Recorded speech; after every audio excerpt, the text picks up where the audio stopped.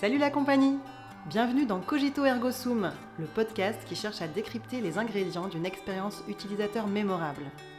Moi c'est Margot, je contribue à créer des expériences utilisateurs fluides et intuitives sur des logiciels, portails web ou applis mobiles depuis 2014. À travers ce podcast, j'ai envie de m'inspirer des expériences des autres. Je suis convaincue qu'il y a plein de points communs dans la création d'expériences utilisateurs, quel que soit le domaine. La prof qui prépare son TP pour ses élèves, le restaurateur qui travaille son concept de restaurant, ou les parents enjoués qui préparent le goûter d'anniversaire de leur enfant. C'est ce qu'on va explorer dans ce podcast. Quelle est la secret sauce des porteurs de projets qui ont réussi à créer une expérience utilisateur mémorable? Cet épisode est la suite d'un échange initié dans un épisode précédent que je vous recommande d'écouter avant de débuter celui-ci. Embarquez avec nous dans la suite de cette discussion pour en apprendre plus sur ce sujet passionnant. Tu nous as parlé un petit peu de Visioneers. Est-ce que tu peux nous réexpliquer en une phrase? Et puis j'ai une petite question sur ce sujet en particulier. Alors Visioneers, c'est quoi? Visioneers, c'est vraiment une solution de mesure des émotions. Donc on va mesurer l'impact émotionnel des produits ou des services. Et de façon hybride, c'est-à-dire qu'on va le mesurer à travers... On a juste besoin du son, et voire même que de l'un ou que de l'autre si on n'a que l'un ou que l'autre, mais en tout cas du son et de la voix et du visage et de la vidéo pour aller essayer d'analyser les émotions par rapport à un produit ou un service. Donc ça peut être pour aller faire de l'amélioration continue d'un produit qui existe déjà, ça peut être justement pour avant un lancement produit, pour pouvoir dérisquer le lancement du produit, ça peut être pour comparer deux produits, ça peut être pour faire de l'analyse d'une seule innovation que l'on veut lancer. En fait, tous les cadres sont possibles, mais nous, c'est vraiment ces outils de mesure-là qui sont la brique et qui sont de l'innovation, qui sont issus des labos de l'ENS Lyon et des labos de sciences humaines et sociales pour mesurer des compétences et les comportements humains le plus finement possible. Donc aujourd'hui, avec la capacité de mesurer 32 émotions, 170 compétences comportementales par exemple. Et après, nous, on propose des avatars conversationnels pour essayer justement de débiaiser un maximum les évaluations produits et faire en sorte d'aligner le plus possible le panel sur l'expérience qu'il est en train de vivre et faire en sorte qu'ils découvrent tous le produit dans le même ordre et qu'ils vivent tous l'expérience de la même façon. Et donc ça, on propose, alors c'est un prétexte pour recueillir des insights et faire parler les clients, ces avatars conversationnels, mais ça a plusieurs avantages. Les avatars, ils parlent 17 langues, donc on peut faire des études internationales en un seul mois, ce qui avant nous prenait des mois, voire même plusieurs années, parce que là, quand je parle des études internationales qu'on a faites, finalement, on a mis 6 mois à faire en France, 6 mois à faire aux US, le temps même de trouver les autres budgets, etc. Finalement, c'était plutôt une année en France, une année en Chine, une année aux US. Donc, on va dire, on a mis à peu près 18 mois pour faire 3 endroits dans le monde. Là, aujourd'hui, en un mois, on peut envoyer le produit ou le service ou la simulation digitale à 1000 personnes dans le monde entier, avec un panel qui soit qualifié, qui soit au plus proche aussi des futurs consommateurs, parce qu'aujourd'hui, le problème quand on fait venir des gens pour faire des tests conso, c'est qu'on fait venir les gens qui vivent dans la ville, donc c'est pas forcément représentatif. Voilà, oui, on a fait une étude aux US, mais finalement, on l'a fait à New York, voire même à Clark, à côté des... Voilà, donc on l'a pas fait... forcément, ça généralise pas forcément. Voilà, ça généralise pas forcément à tous les Américains demain est-ce qu'ils vont apprécier le produit. On est sur un panel qui est ceux qui étaient proches du lieu où on faisait l'étude, qui acceptaient de venir, qui avaient du temps, qui étaient dans la cible, bref. Donc là, ça permet aussi de toucher plus de monde en même temps. Et donc ça permet de généraliser. Et après, dans l'étude en elle-même, ça permet plus de rigueur. En tout cas, les questions sont posées toutes de la même façon par l'avatar. Qui a la capacité d'échanger, de discuter avec le consommateur et de recueillir en temps réel. Voilà. Et on est vraiment au moment où il découvre. Donc ça peut être dans sa salle de bain, ça peut être, si c'est une crème de nuit, tous les matins qui partage son ressenti après la nuit. Bref, on est au plus près du consommateur chez lui, puisque l'avantage, c'est que vu que c'est fait sur smartphone ou sur ordinateur, je le fais de chez moi quand j'ai le temps, quand c'est le bon moment.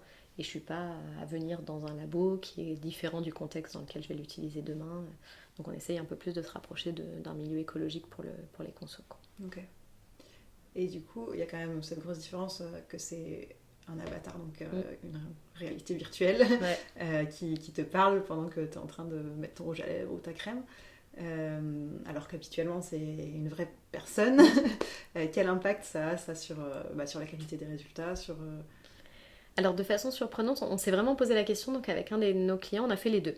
Okay. C'est-à-dire qu'on a fait 2 études, une où c'était un évaluateur qui accueillait les consommatrices, bref quelque chose de très classique, qui posait les questions et on analysait les résultats, et un autre où c'était l'avatar.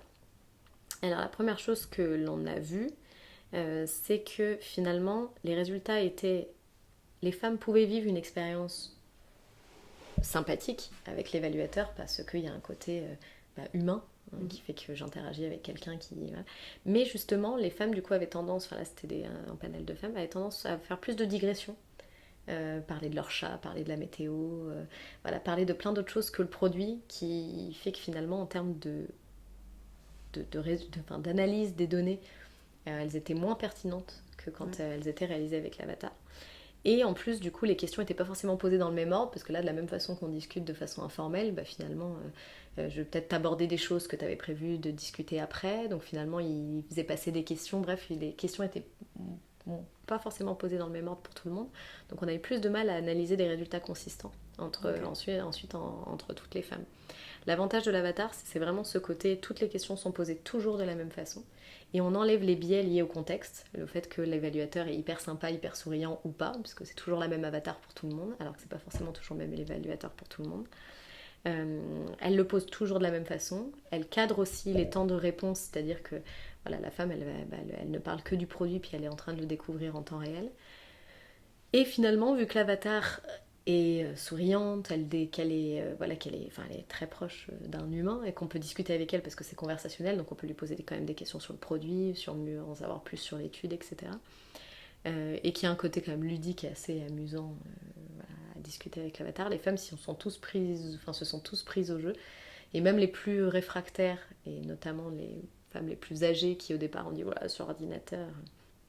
pas sûre de savoir faire, et puis c'est bizarre là, qu'est-ce que je lui parle, je peux lui parler, je peux lui dire, voilà, qui sont pas forcément à l'aise au départ, sont pas à l'aise les 3 premières minutes, et c'est pour ça qu'au départ on a une phase de calibration où elles testent, où elles essaient d'échanger sur des banalités au départ pour être sûres de lancer l'interaction, et après une fois que l'interaction est lancée, c'est extrêmement fluide l'échange, et vu qu'elles trouvent ça ludique et fun, et qu'en plus elles ont pu le faire quand elles voulaient chez elles, derrière on a un super taux de satisfaction, de rétention aussi, et des femmes qui ont toute envie de refaire partie des panels et de retester chez elles un produit parce que c'était une expérience ludique et qu'elles ont bien aimé. Donc en termes de qualité des données, on savait que c'était apprécié et que c'était ludique, mais en termes de qualité des données, on n'avait pas forcément de données mesurées pour se rendre compte à quel point ça pouvait être pertinent de faire l'un ou l'autre. Et d'ailleurs, on ne savait pas forcément comment le conseiller. Et maintenant qu'on a fait cette étude, on se rend vraiment compte que pour calibrer la façon dont sont posées les questions et réduire les biais, on réduit beaucoup plus de biais avec l'avatar en fait. Du coup, vous le mesurez parce que les données sont moins hétérogènes? Exactement, il y a beaucoup moins de variabilité dans les données. Toutes les personnes sont alignées, on leur pose la question au même moment, elles vivent les choses au même moment, elles partagent du coup des choses qui sont beaucoup plus cohérentes, elles partent moins dans tous les sens, et du coup on a beaucoup moins de variabilité dans les données, et donc on arrive à extraire beaucoup plus quand on essaye d'extraire des signatures du produit, qui est un petit peu le Graal pour tout le monde, de savoir vraiment quelle est la signature émotionnelle, fonctionnelle, sensorielle de mon produit, on arrive beaucoup plus à les extraire quand l'étude a été menée par l'avatar. Ok. Et surtout après, quand en plus on fait sur des petits panels, parce qu'on veut faire une étude quali, avant justement de pouvoir faire une étude quantitative, il faut essayer de se prémunir d'un maximum de biais, puisque déjà le panel est pas forcément, on n'a pas 300 personnes, donc il faut faire en sorte que les données soient de la meilleure qualité possible. Ok, très bien. Bon, à tester, hein. Tu m'envoies quand tu veux. Je change un peu de sujet. Ouais. Tu fais aussi de la formation pour sensibiliser à la démarche d'innovation centrée sur l'humain. Est-ce que tu peux nous en dire quelques mots? Alors initialement, c'était le cœur de notre activité. Au départ, parce que quand j'ai créé New Brain, c'était vraiment dans cette idée de mieux comprendre l'humain, et en tout cas on est passé d'une ère de dizaines d'années où toutes les innovations étaient très techniques, technologiques, il fallait poser un brevet, il fallait créer une innovation technologique pour faire de l'innovation. Et puis finalement avec beaucoup d'échecs ensuite de mise sur le marché, parce qu'on ne s'était pas posé la question de comment l'humain allait interagir avec ce produit avant de l'avoir fabriqué et de l'avoir mis sur le marché. Donc nous on s'est dit que c'était important de revenir dès les prémices, c'est-à-dire qu'on s'adressait même à des gens de la R&D, de la R&I, qui ne sont pas, alors ceux du marketing, ils ont l'habitude de discuter avec des consommateurs, ceux de la R&I, un formulateur qui va formuler un produit, il n'a pas l'habitude de travailler avec le consommateur. Et pourtant, en fonction de comment il va formuler, si la couleur ensuite elle bouge, si le produit qu'il crée en fait est perçu différemment par les consommateurs ensuite, c'est lui qui crée le produit. Donc ça nous paraissait important de replacer l'humain au centre des innovations et de s'intéresser à comment l'humain va percevoir. Donc là, on était au départ des choses plus sensorielles, en termes de couleur, en termes d'odeur, en termes de vraiment de cohérence multisensorielle. Comment je pouvais travailler mon produit pour que ça puisse répondre à comment l'humain va le percevoir derrière. Et en tout cas, se remettre dans une dimension où un produit ou un service, ou en tout cas un objet, je ne peux pas le penser comme un outil technique. Il va forcément à un moment donné rentrer en interaction avec un humain, et c'est ça qui m'intéresse, c'est de savoir qu'est-ce que ça va provoquer. Donc on a commencé à faire beaucoup de formations sur ces sujets-là, et en fait c'est les formations qui ont amené les études, parce que les études c'était une petite part de notre activité, on va dire qu'on avait 20% d'études, 80% de formation. Puis finalement ça a fait écho à beaucoup d'entreprises de réaliser que l'humain était au centre de leur activité. Ça a entraîné certains grands groupes avec lesquels on travaille à vraiment repenser l'innovation aussi chez eux. Okay. C'est-à-dire remettre l'humain au centre avec des démarches de sciences cognitives, acculturer tout le monde à comment fonctionne l'humain, parce que même si je suis formulateur, même si je suis physicien et que je vais aller mesurer de la lumière derrière, la lumière, oui, c'est des ondes, c'est de la physique, j'ai des réalités, en tout cas j'ai des certitudes, mais ensuite elles vont être perçues par un humain qui, lui, a déjà rien qu'un système visuel qui est particulier, et puis ensuite aussi une variété de lumières qui vont changer, de contextes qui font que je vais le voir différemment. Donc au moins donner cette culture-là de l'humain. Et puis finalement ça a entraîné énormément de questions, de se dire mais en fait il y a plein de choses qu'on ne maîtrise pas dans l'industrie qui ne sont pas maîtrisées, parce que justement on est capable de mesurer des phénomènes physiques, ou de mesurer combien j'ai de milligrammes, combien j'ai quelle est la réflectance de mon produit, etc. Mais par contre c'est très différent de comment il va être perçu ensuite. Donc essayer de commencer à corréler le produit avec sa perception, et ensuite sa perception avec sa cognition, c'est-à-dire en fonction du contexte, de l'histoire de la personne, de ce qu'elle a déjà vécu avec, ou de plein de milliers de raisons liées au contexte, elle va le percevoir différemment. Donc on les a emmenés progressivement à remonter ce fil-là, et donc ça a entraîné de nombreuses études qui en ont découlé, parce qu'en fait des boîtes noires et des points d'interrogation à plein d'endroits, et qui ont fait que finalement on a un peu shifté avec aujourd'hui 70%, peut-être même 80% de notre activité qui est dédiée aux études, pour justement donner des réponses à tous ces sujets-là, et puis 20% qui est dédié à la formation, mais qui reste aujourd'hui notre point d'entrée pour faire prendre conscience en fait de l'impact, de l'importance d'intégrer l'humain à toutes les étapes de l'innovation, et de ne pas attendre le moment où c'est le marketing qui s'en empare, qui là doit le tester auprès d'un consommateur. Que le consommateur il est à tous les niveaux, quoi. Et que moi-même, en fait, je suis humain. Donc moi-même, quand je suis en train de formuler ou de créer un produit, et pourtant je suis sur de la R&D, moi-même, en fonction de comment je suis, je ne vais pas créer de la même façon. Et on s'est rendu compte, je prends un exemple je ne peux pas citer la marque, mais sur une très grande marque où on avait un créateur qui faisait les choix de couleurs pour les saisons à venir. En fait, ils se sont rendus compte, après 20 ans où il avait fait des choix et fait prendre des directions très franches à ses équipes, qu'en fait, il était daltonien. Et en fait, vu qu'on s'était jamais... Il le savait pas ? Ben non, il le savait pas. Il y a tellement de formes de daltonisme différentes que voilà, qu'il s'en était jamais rendu compte. C'était pas le rouge-vert classique. Mais du coup, ça changeait quand même globalement, très profondément, la façon dont il voyait les couleurs. Donc quand il disait à ses équipes, j'aime pas du tout ça, ça va pas, c'est pas assez vert. Mais en fait, les équipes le voyaient pas de la même façon. Donc déjà, se rendre compte que j'ai ma propre perception, et que si je suis du coup en train de prendre une décision seule sur comment je fais le produit, et peut-être que mes équipes elles les voient même pas déjà comme moi je le vois, et puis encore pire que les consos ne verront encore moins comme moi je le vois. Mais du coup en tout cas avoir ce réflexe de pas de côté là, de se dire moi j'ai une certitude, moi je fais un choix, mais peut-être que je me trompe, et du coup que j'aille questionner autour de moi, c'est déjà c'est déjà après, pour cette personne daltonien, du coup il voyait tout le monde entier, je veux dire, de cette façon-là. Donc finalement, toutes ces références étaient en lien avec ce daltonisme. Du coup, peut-être que c'était hyper pertinent ce qu'il pouvait proposer. Ça n'enlève pas son expertise. Par contre, ça explique de grands problèmes de communication liés au fait que quand on dit à son équipe, purée, mais c'est pas assez vert, moi j'imaginais le vert des champs, le vert des prés, ça va pas, c'est pas la bonne couleur, ou mettez-moi plus. bah ouais, c'est... Oui, mais ce que je veux dire, c'est que le prêt, lui, il le voyait d'une Ah bah certaine ouais. façon. Mais Et ça donc toi, explique c'était pas pourquoi la façon. ces équipes n'arrivaient jamais à trouver, à lui faire vivre ce que lui recherchait et ce qu'il avait l'impression de verbaliser. C'est qu'en fait, depuis le départ, il les voyait pas de la même couleur que les autres. Mais en tout cas, voilà, c'est anecdotique, mais c'est justement se rendre compte de, aujourd'hui, je reviens sur la couleur, si on parle de l'olfaction, on a des gens qui sont nés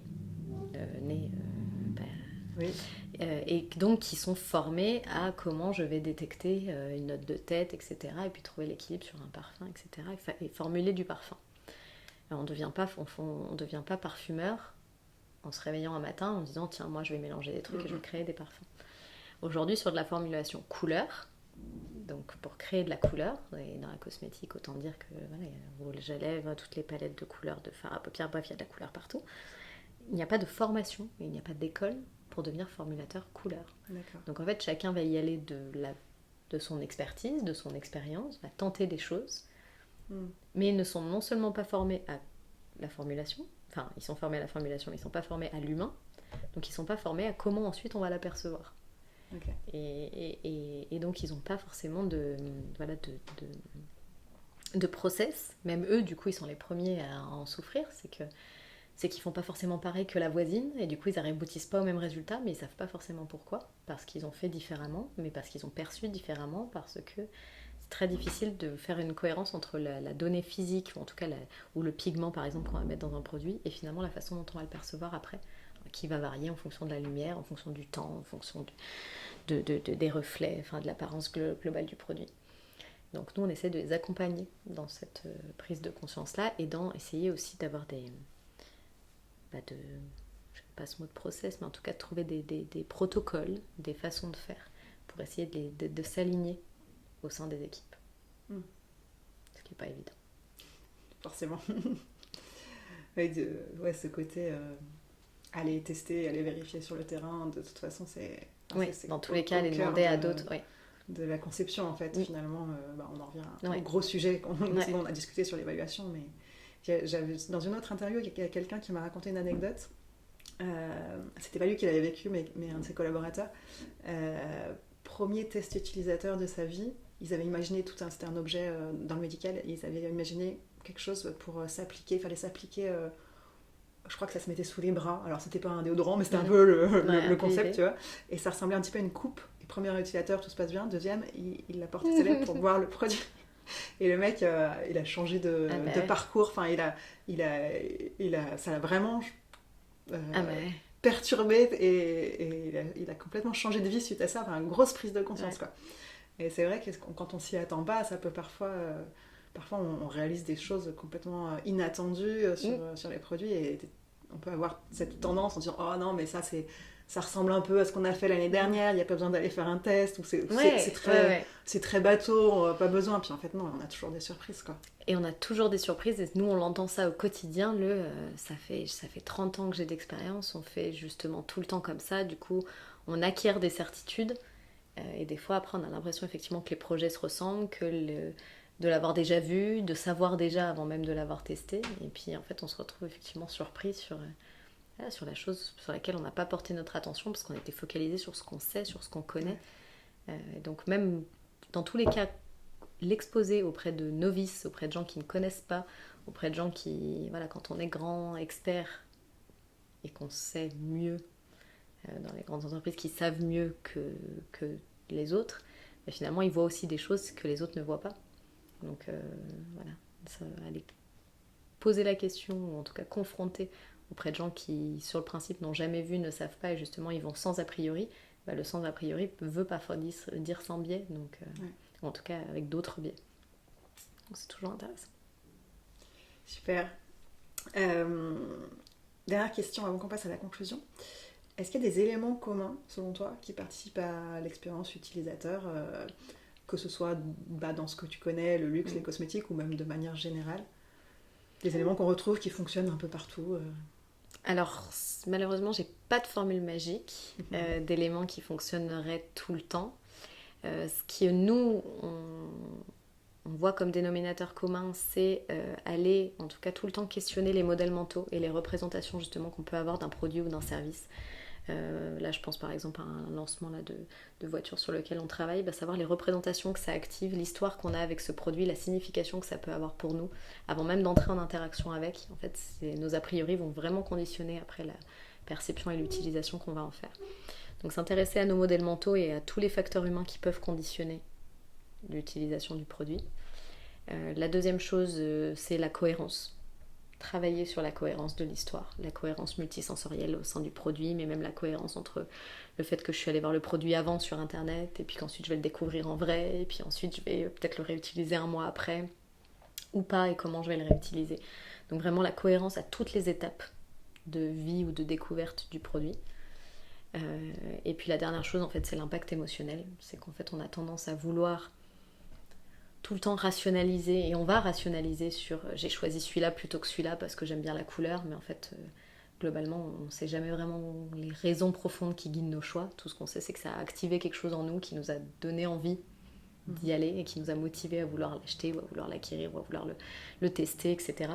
Donc nous, quelque chose, pour le coup, un dénominateur assez commun, c'est l'impact émotionnel. C'est que c'est les produits qui provoquent le plus grand impact émotionnel qui ensuite auront les préférences des consommateurs, et du coup savoir qu'est-ce qui a provoqué de l'émotion, à quel endroit, à quel impact, à quel moment, et du coup avoir une grille de lecture plus fine de j'aime, j'aime pas. Ça globalement on sait le verbaliser, j'aime, j'aime pas, mais par contre savoir exactement ce que j'ai aimé sur un produit, à quelle étape j'ai pu avoir des irritants, des choses qui m'ont pas plu, ou au contraire à quelle étape j'ai été emballée, ça c'est beaucoup plus dur à verbaliser. Et donc voilà, comprendre l'impact émotionnel et comprendre que tous nos choix sont émotionnels. Moi, on me fait souvent intervenir, je fais pas mal de conférences, mais sur des conférences, est-ce qu'on est plutôt rationnel ou émotionnel ? En fait, toutes nos décisions sont purement sont émotionnelles, ensuite qu'on va rationaliser, qu'on va évaluer par rapport à tout ce que l'on connaît, tout ce qu'on a déjà vécu, etc. Mais n'empêche que la première chose en 230 millisecondes qui arrive à notre cerveau, c'est ce que je ressens par rapport à ce que je suis en train de vivre. Et donc l'émotion est au cœur, et comprendre ce qui provoque des émotions, c'est à mon avis une clé d'entrée intéressante si on a envie qu'ensuite un produit soit apprécié, réutilisé, etc. Super synthèse, merci. Ça me fait beaucoup penser à Albert Moukébert, ce que tu viens de dire. Je ne sais pas si tu connais ce chercheur. Alors je connais très bien, enfin je ne le connais pas personnellement, mais je connais très bien, j'ai adoré son livre, Votre cerveau. J'adore.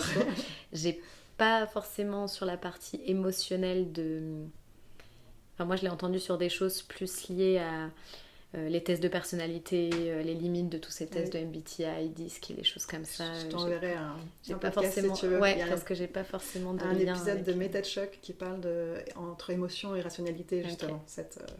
Okay. Que je ne connais pas du coup. Je t'enverrai ça. Je retrouve pas forcément dans son livre, mais j'aime beaucoup la façon dont il s'exprime, dont il simplifie les choses. Je trouve que voilà, ça rend simple des choses qui sont parfois très compliquées. Et je trouve que c'est très accessible. Des livres de neurosciences ou sciences cognitives, il y en a beaucoup, de plus en plus. Mais il y en a peu qui sont faciles et simples à lire ou que tout le monde peut lire. Ouais. Et je trouve qu'il a vraiment ce don-là de pouvoir rendre les choses simples et claires et captivantes. Ouais, j'ai adoré aussi. Si je résume tout ce qu'on s'est dit, pour essayer aussi de faire des liens avec mon activité en conception de logiciels. Donc en termes de méthodo, quand tu interviens sur de la conception amont, tu vas déployer des méthodes qui sont assez similaires à ce que je peux faire moi, avec notamment de l'observation, avec cette idée que je me garde en tête, même si on n'a pas forcément toujours les moyens, mais d'observer à plusieurs ou de filmer pour revoir à plusieurs et avoir justement l'analyse de quelqu'un d'autre, ce que moi je fais jamais. Mais je trouve ça intéressant sur le principe, si on peut se le permettre. Et puis très vite finalement d'aller mettre des choses entre les mains des utilisateurs pour finalement faire de la conception en se basant sur leur analyse et leur ressenti d'un premier prototype. Et donc sur la partie évaluation, puisque tu fais pas le milieu, la conception, donc sur la partie évaluation, il y a beaucoup de points communs entre nos approches. Alors moi je fais pas... Alors, il y a des différences forcément, parce que moi je fais pas du produit, je fais du logiciel, donc c'est souvent un parcours utilisateur complexe. Je peux pas évaluer ça en 2 minutes, il faut que la personne elle passe par toutes les étapes. Mais sur l'approche théorique, on va dire, c'est la même chose, de laisser la personne verbaliser le maximum de choses de manière libre, d'éviter le maximum de biais en posant des questions, en réfléchissant en amont à ces questions, en les notant de manière à ce que, alors, si c'est un avatar, c'est encore plus neutre, mais sinon de les formuler toujours de la même manière. Et puis essayer d'avoir des protocoles le plus identiques possible entre les différentes personnes pour en tirer des conclusions. Donc oui, pas mal de points communs, et puis forcément des différences liées aux sujets qui ne sont pas les mêmes. Avec toi, beaucoup plus ce lien avec les émotions très très fort, que moi j'ai assez peu, puisque je bosse beaucoup sur des logiciels de travail. Donc même si moi je m'intéresse beaucoup en ce moment à l'impact des logiciels que j'aide à construire. Justement, on parlait du temps tout à l'heure, le fait de faire gagner du temps aux gens, c'est quelque chose que je trouve intéressant à mesurer, du coup, a posteriori, avec un peu de recul. Ouais. Mais ça va pas être de l'émotion au moment où ils découvrent le logiciel. Alors peut-être ils peuvent avoir un peu d'émotion de « Ah, ça, c'est génial, ça va me faire gagner beaucoup de temps », enfin de la projection. Ou c'est très joli parce que mon collègue UX designer a fait un beau travail par rapport aux vieux fichiers Excel qu'ils avaient avant. Mais bon, voilà, c'est pas la même chose que... Mais ça peut être aussi éviter les émotions négatives, éviter les irritants, voir alors, justement ça, où j'ai des irritants, où j'ai de la surprise, mais qui est de la surprise positive, ou au contraire, où j'ai un désengagement, parce que justement, je les ai perdus sur une tâche que je dois faire, ou sur ou sur un format qui n'est pas adapté, etc. Donc effectivement, je suis d'accord avec toi, ça va être moins, contrairement à nous, on essaye beaucoup de trouver la signature émotionnelle positive, justement, qu'est-ce que ça peut provoquer comme émotion positive. Vous, ça se joue peut-être... Enfin, ça peut être justement un cocktail d'émotions positives qui font que je suis engagée, que j'ai envie de l'utiliser. Donc ça reste quand même émotionnel, même si ça provoque ni de la joie, ni de l'extase, et que c'est pas une émotion... Ça sera plus modéré. Mais même sur un produit, c'est relativement modéré. Moi, c'est ce que je leur dis tout le temps. Au départ, ils essayaient de mesurer avec des outils justement pas assez fins. Ou même si je me borne aux expressions faciales, face à un film, je peux vivre de la surprise, du rire, de la peur, des émotions, les émotions primaires de base assez fort pour pouvoir les détecter. Mais quand je suis en train d'interagir avec un iPhone, avec une boîte de médicaments ou avec même une crème hydratante que je vais mettre le matin, je suis pas en train de vivre ni de la peur, ni de l'extase extrême, je suis pas en train de vivre des émotions primaires très fortes. Donc il va falloir que j'aille chercher justement des émotions combinées beaucoup plus fines, qui du coup ne se mesurent pas facilement, mais qui pourtant peuvent avoir de la valeur, quoi. En termes d'engagement, en termes d'attachement, en termes de... Mais en tout cas, je te rejoins sur le fait que les émotions négatives, c'est ça qu'on recherche finalement quand on fait un test utilisateur, hein. C'est voir à quel moment il y a une frustration ou le sentiment d'être un peu perdu, de ne pas savoir où aller. Ça, c'est vraiment ça qu'on cherche. Donc... globalement, ça se rejoint. Il y a des petites différences, mais ça se rejoint. Et si je devais essayer d'exprimer quelle est la spéciale sauce de Charlotte, puisque c'est quand même le sujet du podcast, essayer de décrypter les ingrédients pour concevoir une expérience utilisateur mémorable. Ce que j'ai noté de tous nos échanges, c'est en particulier le fait de t'intéresser à l'humain. Ça, c'est vraiment au cœur de ton entreprise. Et puis cette notion de parcours cohérent, multisensoriel et en termes temporels aussi, qui est vraiment quelque chose d'important et que je vais garder en mémoire, même si c'est sûr, pour nous aussi, quand on a cette notion de parcours cohérent, si tu passes par exemple, si tu es multiplateforme, tu vois, tu passes de ton téléphone sur l'ordinateur, il faut qu'il y ait une cohérence au sein même du parcours, évidemment. C'est un critère hyper important en ergonomie d'avoir de l'homogénéité dans le design, dans la forme des boutons, dans des choses aussi bêtes que ça. Mais d'avoir... j'ai vraiment noté cette idée d'aller évaluer a posteriori, plus longtemps finalement, une fois qu'on a fait le test utilisateur, de retourner discuter avec les gens. Je pense que ça, c'est quelque chose qu'on ne fait pas forcément, en tout cas, moi je le fais pas, et je pense que dans le métier du logiciel, c'est pas du tout systématique. Donc ça peut être aussi ça un peu la spéciale touch. Ouais, et savoir du coup des fois pourquoi on les perd, pourquoi c'est pas devenu une habitude, ou pourquoi finalement ils l'ont pas réutilisé, ou pourquoi ils en reviennent après un mois d'utilisation d'un logiciel à revenir à un autre qui est moins ergonomique ou moins performant, mais pourquoi ils y reviennent, ou comment ils l'ont intégré dans leur quotidien, dans leurs habitudes. Moi je trouve que c'est extrêmement intéressant de se rendre compte ou quels sont les irritants sur lesquels qu'ils n'avaient pas vu à la première utilisation, mais qui ont fait que là ils se sont désengagés progressivement, parce qu'à chaque utilisation il y avait toujours la même chose à faire qui les a perturbés et qui font que finalement à la fin c'est devenu un trop gros caillou pour que ça leur donne envie de le refaire. Ouais, ça c'est bien noté. On passe sur les 2 questions signature du podcast. Donc, pour le mot de la fin, est-ce que tu peux nous raconter une expérience utilisateur mémorable pour toi Alors c'est une question difficile dans le sens où il y a la plupart des expériences avec lesquelles je collabore et des clients avec lesquels je collabore où j'ai pas le droit d'en parler. Alors je parle vraiment pour toi, hein. Ça Ouais, peut ouais, être ouais. dans ta vie perso totale. Ouais, ce qui est difficile aussi, c'était le côté voilà, logiciel. En tout cas, il y a quelque chose, il y a deux choses qui me sont venues. Et une qui est en fait le projet Discuss and Care avec lequel je collabore avec Piment. Parce que pour moi, pourquoi c'est une expérience utilisateur mémorable, en tout cas importante, c'est parce qu'on est vraiment à se poser la question de comment on va pouvoir aider. Parce que juste pour remettre le contexte sur cette application-là, c'est l'idée d'aller au-delà de toutes les plateformes collaboratives qui existent ou de visioconférences qui existent aujourd'hui, pour aller vraiment aider les collaborateurs à prendre soin d'eux au travail. Et je trouve que c'est un changement de paradigme qui est intéressant parce qu'aujourd'hui tout le monde est passé au télétravail, ou en tout cas beaucoup de moments où ils sont à distance et seuls chez eux, ce qui entraîne, qui peut entraîner du stress, en tout cas du fait qu'on travaille en asynchrone, donc on n'est plus dans les mêmes temporalités, donc on vit plus les choses au même moment, donc on peut aussi se retrouver désengagé par rapport à son travail, etc.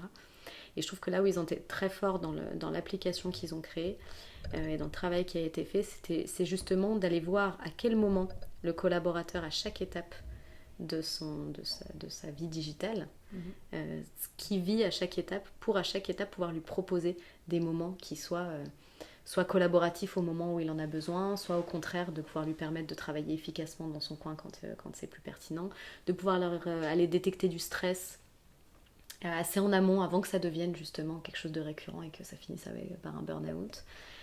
Pouvoir aller proposer des outils pour animer des réunions, pour aller plus facilement. Voilà, aujourd'hui, une fois qu'on échange, on va aller mettre notre PowerPoint ou on va vouloir mettre un tableau blanc. Mais aujourd'hui, on est assez limité dans les fonctionnalités d'interaction qu'on peut avoir. Donc là, pour pouvoir aider aussi les collaborateurs à faire les bons choix en termes de j'ai envie d'échanger, là aujourd'hui c'est un brainstorming, c'est plutôt ça qu'il me faudrait utiliser. Et du coup, varier les fonctionnalités techniques à distance pour rendre la collaboration plus efficace. Donc voilà, donc j'aime bien le côté multi-briques, ou en tout cas, comment on peut appeler ça, le côté je suis accompagnée, c'est-à-dire que c'est pédagogique à chaque étape, on me propose et je dispose, mais en tout cas on me propose de faire différemment, ou en tout cas d'être accompagnée pour être plus performant dans la tâche que je vais vouloir faire. Donc si j'ai envie de faire un webinaire, on me propose la disposition qui est la plus adaptée. Si j'ai envie de faire une réunion informelle, on me propose une disposition autre. Et en fait, on me guide dans mes choix. Donc c'est vraiment dans l'idée d'aide au choix. Pour que toutes les situations ne se ressemblent pas. Que je passe pas mes 10 heures de meeting à faire 10 réunions, à avoir les petites vignettes et à parler aux mêmes gens, enfin en tout cas les gens dans la même disposition, qui font qu'après forcément il y a un moment où je me désengage, mais maintenir l'engagement, maintenir le côté attractif, le côté émotionnel, parce que justement j'ai le bon outil au bon moment, au bon endroit. Je trouve que ça c'est assez fort. D'accord. Donc l'aide au choix pour rester engagé, motivé, avec un niveau attentionnel important. Oui, parce qu'on a vite fait, quand on est sur du digital, et même dans le présentiel, mais en présentiel, on va pouvoir plus facilement varier les modalités, ne serait-ce que par le fait qu'on va prendre des pauses qui sont différentes, qu'on va avoir une interaction sociale qui est différente, parce qu'on est avec les vrais humains. Donc voilà, à distance, on peut vite se retrouver seul derrière son écran, et vite se retrouver à traiter ses mails au lieu d'écouter sa réunion, et puis finalement à faire autre chose, et puis à la fin de la journée, on a manqué de productivité, mais on n'a aussi pas eu pas beaucoup de bien-être au travail, parce qu'on n'a pas vécu une journée extrêmement positive ou extrêmement riche, quoi. Okay. Donc c'est travailler justement sur prendre soin de soi et prendre soin de ses équipes, une dimension même sociale à distance, aussi, une dimension sociale qui est clé, parce qu'à distance, j'ai beau être en interaction constante avec tout le monde, en fait, en digital, je me passe rapidement du côté chaleureux de l'interaction, pour être plutôt dans le droit au but, chacun présente son truc, il y en a un qui prend la parole, moi soit je me désengage, soit je suis dans l'interaction, mais on n'a pas forcément on n'a pas la même posture que quand on est en présentiel, quoi. Donc ça nous demande à la fois beaucoup plus d'efforts pour aller décrypter les signaux faibles des personnes en face de moi, ou alors de me désengager parce que ça devient trop fatigant au bout de 8 heures de visio d'aller détecter quoi que ce soit, quoi. Et donc on en revient aux émotions, on en revient à quelque chose de purement émotionnel, qui est que soit il y a un truc qui émotionnellement fait que je suis dedans, soit rapidement, si c'est pas ma priorité, pas mon sujet, ou si je suis pas assez dans l'interaction et que j'ai pas assez de reconnaissance dans le groupe, je me mets en... Voilà. Puis Puis en plus maintenant j'ai la possibilité, je coupe ma caméra, je coupe mon micro, et puis je suis là, je suis pas là. Je vais faire la cuisine, voilà. tout va bien. Je suis là, je suis pas là, et puis en fait j'ai absolument rien tiré de ces interactions. Alors pourtant j'étais en interaction sociale toute la journée, mais j'ai tiré aucun bénéfice de ces interactions sociales là, quoi. Okay. Donc c'est replacer à nouveau l'humain au centre des enjeux. Et c'est ça que je trouve intéressant, se poser la question de quoi j'ai besoin au quotidien pour être engagée, pour être motivée, pour être bien aussi. Et je trouve que quand on crée un logiciel, on ne pense pas forcément à cette dimension. Super intéressant, et je pense que l'épisode prochain t'intéressera du coup, puisque je rencontre après-demain. Okay. Donc, il y aura un petit décalage dans la diffusion, mais je rencontre après-demain une chercheuse sur le thème de la créativité et de l'innovation, et je sais qu'une part de son travail, c'est sur le côté éthique et voilà, bien-être social, qu'est-ce qu'on fait de l'innovation finalement. Donc je pense que ça va être une discussion super intéressante aussi. Et c'est un sujet que je trouve passionnant, donc j'écouterai. Et dernière question, qui est-ce que tu aimerais entendre au micro de ce podcast, à part cette chercheuse en créativité? Alors Albert Mouquier-Vert, j'aimerais en parler, parce que ça fait mais là pour le coup on est sur un biais d'heuristique de disponibilité, c'est la première info qui me vient parce qu'on en a parlé. Mais sinon, moi, il y a un sujet qui m'intéresserait, un sujet, pas personne, parce que je ne sais pas justement qui pourrait couvrir ce sujet-là. Mais ce serait de voir aujourd'hui comment l'IA peut transformer ou peut accompagner ou peut pousser, favoriser des expériences utilisateurs plus mémorables.